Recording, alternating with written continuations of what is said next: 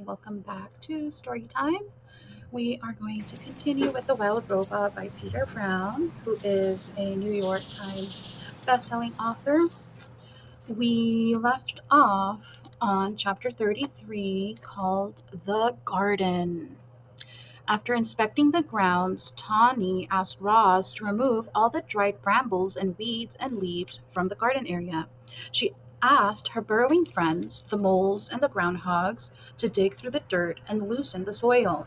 And then she asked all the neighbors to do something rather peculiar. Please leave your droppings around the nest. The more droppings, the richer the soil, the healthier the garden.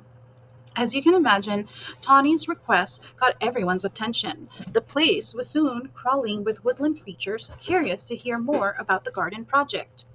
And just like that, the robot was meeting her neighbors. The plan to help her friends was already starting to work. There was a festive feeling around the nest that day. Animals were coming and going and chatting and laughing. After some pleasant conversation, each neighbor would choose their spot, leave their droppings, and be on their way, and always with a smile. We're happy to help, said two smiling weasels after finishing up their business. It was our pleasure, said a flock of smiling sparrows before they flew away. I shouldn't be much longer now, said a smiling turtle as he slowly made his contribution. As all this was going on, Roz walked around and thanked everyone. I am not capable of defecating, she explained, so your droppings are most appreciated. Once the grounds were fertilized, it was time for the plants. Tawny brought Roz and Brightbill out to a lush meadow. The robot sank her fingers into the ground and felt the spongy layer of roots below the grass. Slowly, carefully, she rolled up wide strips of sod, exposing the dark, wormy soil. She carried the rolls back to the nest and spread them out to make a patchy lawn. Then she transplanted clumps of wildflowers and clovers and berries and shrubs and herbs until the nest was surrounded by a scraggly collection of plants. It's not much to look at now, said Tawny, but the grass will grow into these gaps and the flowers and bushes should perk up in a few days.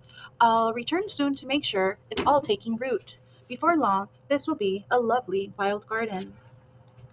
Chapter 34. The Mother. Like most goslings, Brightbill followed his mother everywhere. He was a slow, tottering little thing, but Roz was rarely in a hurry, and together they loved meandering along the forest paths and along the banks of the pond. However, they spent most of their time right in their own garden. You see, the garden was no longer scraggly. Thanks to the robot's careful attention, it was now bursting with colors and scents and flavors. Clearly, Roz was designed to work with plants.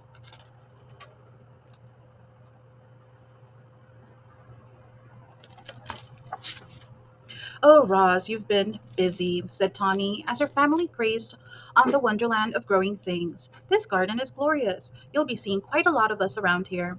Tawny meant what she said. Each morning, around daybreak, Roz and Brightbill would hear quiet footsteps outside the nest, and there would be Tawny and Crown Point and their fawns, Willow, Thistle, and Brook, happily nibbling on the garden.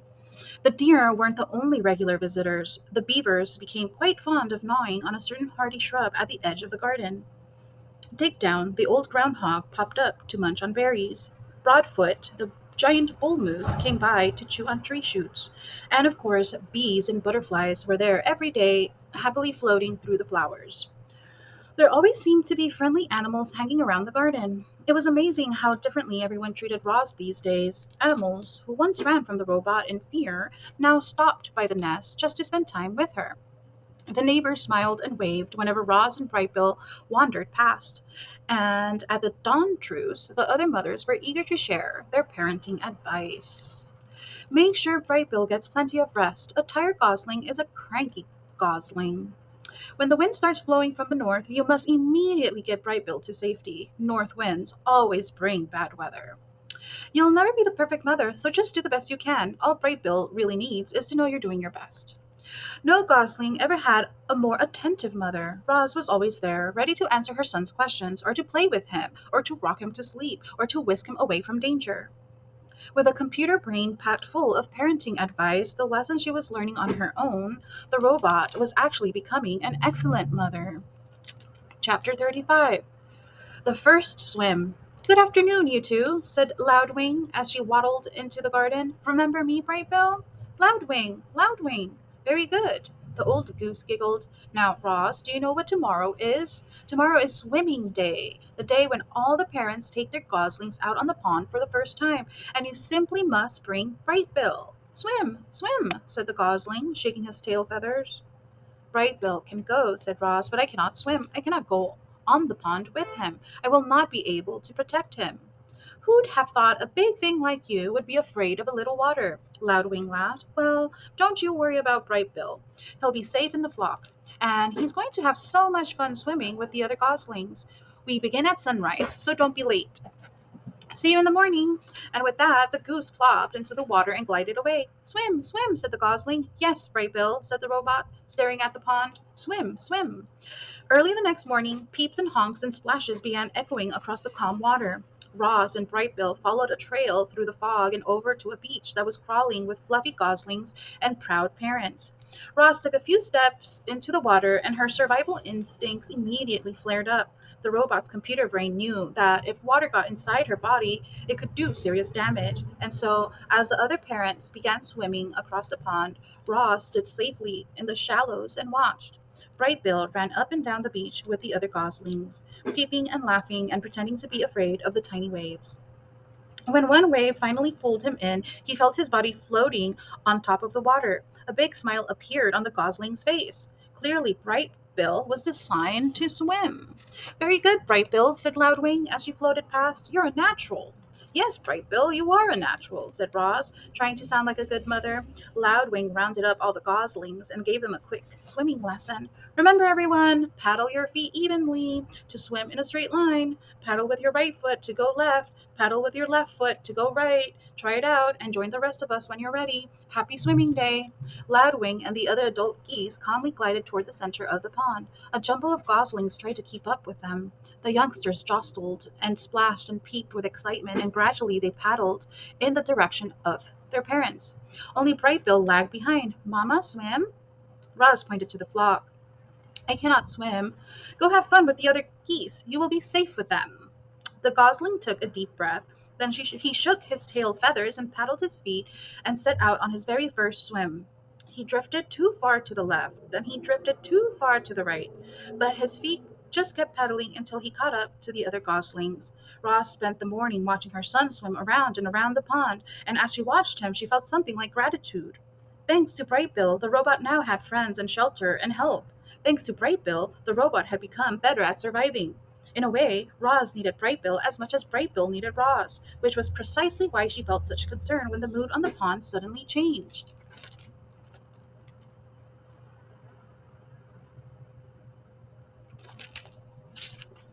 One moment everything was tranquil, and the next moment the geese were in a panic. Something was violently sloshing through the group.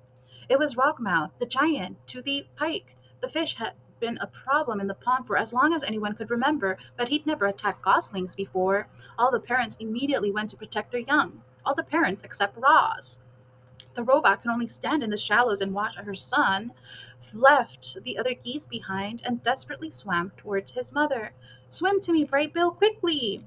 The gosling kicked as fast as he could, but alone on the water he made an easy target. The pond rippled as Rockmouth slashed below the surface. Mama, help! Squeaked Brightbill. The robot was terribly conflicted. Part of her knew she had to help her son, but another part knew she had to stay out of deep water. Her body lurched forward and then backward again and again as she struggled to make a decision. And then Loudwing came to the rescue. Rockmouth, don't you dare harm that little darling.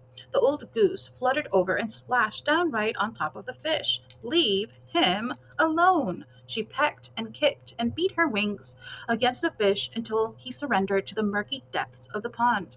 Loudwing escorted Brightbill back to the beach, and a minute later the gosling was in his mother's arm, safe and sound.